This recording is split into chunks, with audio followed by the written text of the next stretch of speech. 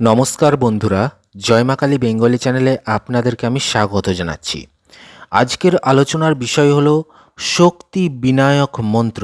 অর্থাৎ আপনি যদি খুব দুর্বল হয়ে থাকেন তো আপনার দেহে শক্তি সঞ্চার হবে এবং আপনি বলবান হয়ে উঠবেন এবং কোনো রকম আপনার শরীরে দুর্বলতা থাকবে না।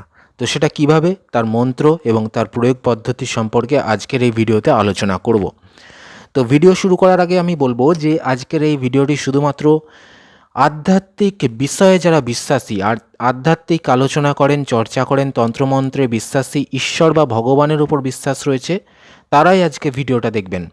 বৈজ্ঞানিকভাবে প্রমাণিত নয়, কেননা বিজ্ঞান নিয়ে যারা চর্চা করেন, বৈজ্ঞানিক যারা রয়েছেন, বিজ্ঞানে বিশ্বাসী, তারা আজকের এই ভিডিও দেখবেন না। শুধুমাত্র আধ্যাত্মিক বিষয়ে যারা বিশ্বাসী তারাই আজকের এই ভিডিওটা দেখবেন। তো চলুন শুরু করছি শক্তি বিনায়ক মন্ত্র। তো যে কোনো ধর্মের ব্যক্তি হলেই আপনি এই ভিডিওটা দেখতে পারেন এবং আমার দেওয়া পদ্ধতি আপনি শুনতে পারেন, এবং আপনি পুরুষ হলেও দেখবেন, মহিলা হলেও দেখবেন, ঠিক আছে? তো চলুন শুরু করছি শক্তি বিনায়ক মন্ত্র। আপনাদের স্ক্রিনেতে লক্ষ্য করুন, মন্ত্রটা হচ্ছে ওং হ্রিং গ্রিং হ্রিং। ছোট্ট একটা মন্ত্র, মন্ত্রটি মুখস্থ করে নেবেন। প্রয়োগ পদ্ধতি কি বলছে? উপরোক্ত মন্ত্র সর্বাবস্থায় সব সময় জপ করলে দেহে শক্তি সঞ্চার হয়, কোনোরূপ দুর্বলতা থাকে না। তাহলে কি বুঝলেন?